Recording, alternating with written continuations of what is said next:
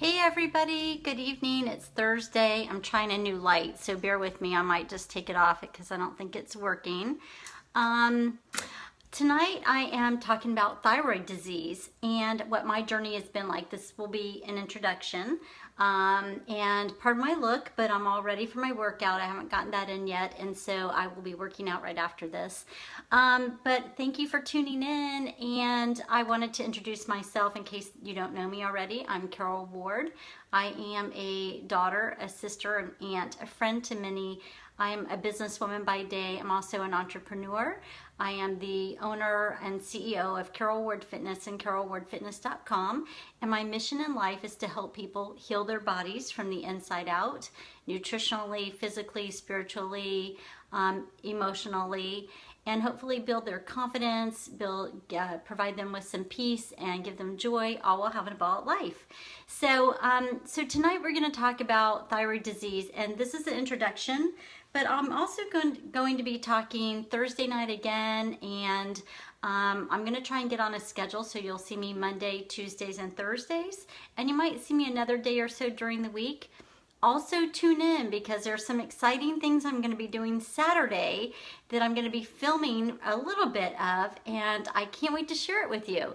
So definitely be on the lookout. It'll be kind of early Saturday morning, so be on the lookout.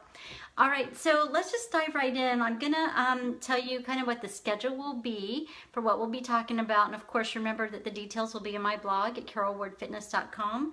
But we'll be talking today about my journey, and then Thursday night, we'll be talking about blood work and what to look for in your blood work. If you have thyroid disease, or you think you might have thyroid disease, or you're borderline hypothyroid or hyperthyroid.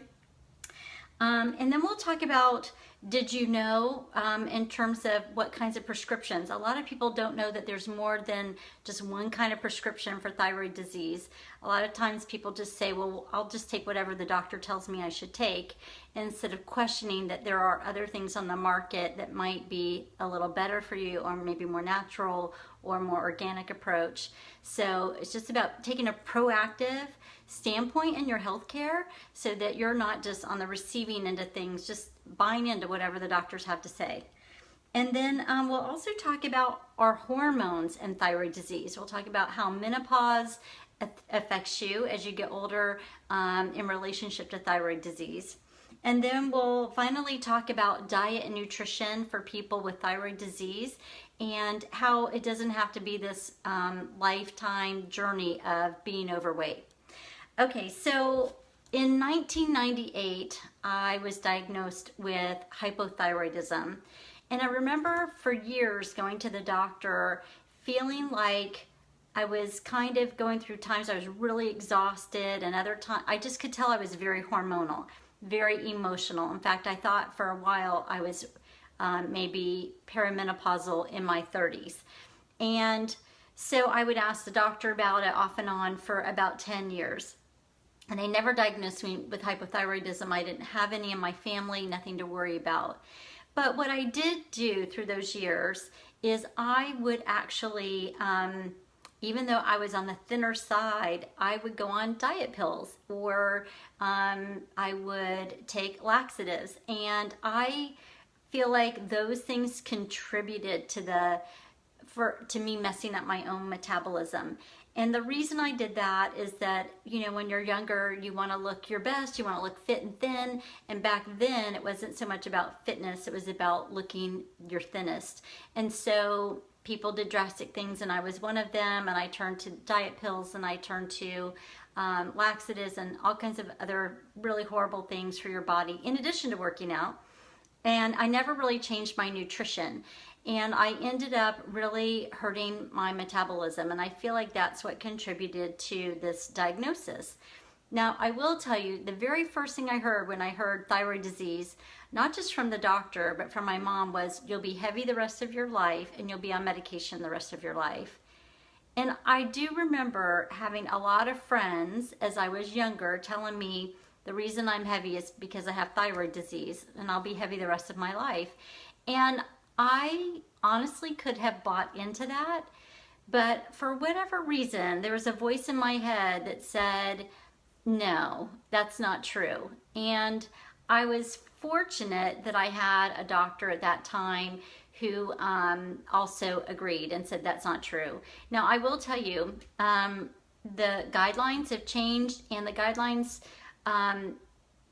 are different for people at different ages. So at the time that I was diagnosed, being hypothyroid, which is an underactive thyroid, means that you have to be under a 5.0 at that time. I think it's a 3.50 now.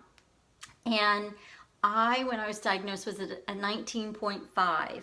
19.5 is where literally my hair was falling out, my eyebrows were practically gone, my skin was dry, I was cold and clammy, I was hoarse all the time in my voice, I was heavier then, I was tired, like so tired, I was very emotional, very hormonal, very similar symptoms to menopause.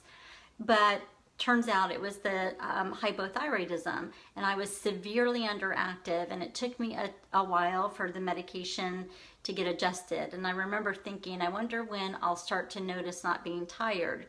And I feel like I felt worse for a time before I felt better.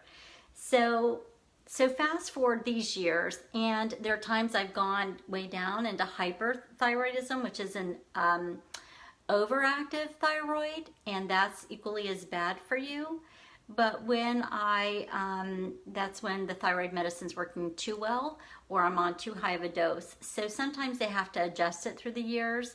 I will say when I got really clean a few years ago in 2013, I came way down on my thyroid medication, and it was the best feeling in the world. I was so clean, I was so healthy, and my thyroid was operating at an optimum level, and I was almost off thyroid medications.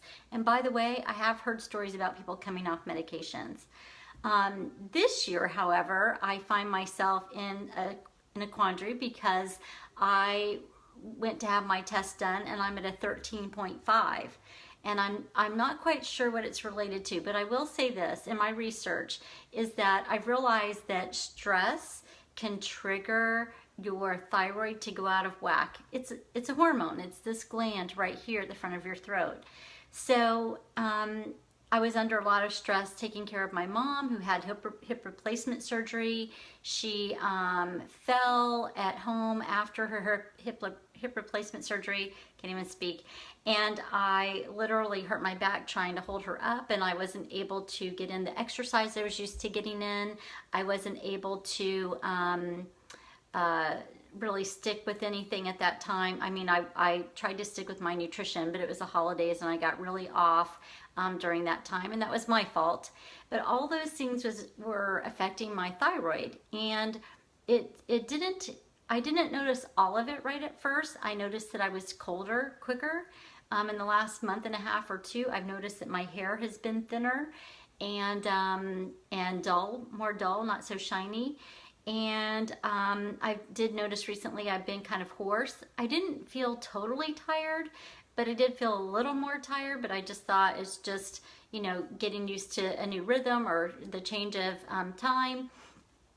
So now what happened is that they did have to up my medication last week, and I started taking the new medication on Thursday last week, so almost a week on it, and I'm still getting used to it. My body is still adapting, and I find myself on some days really super tired. Like Friday, I didn't feel my best. It's probably exacerbated by allergies or sinus issues, but definitely didn't feel good. I felt tired and run down, very hormonal.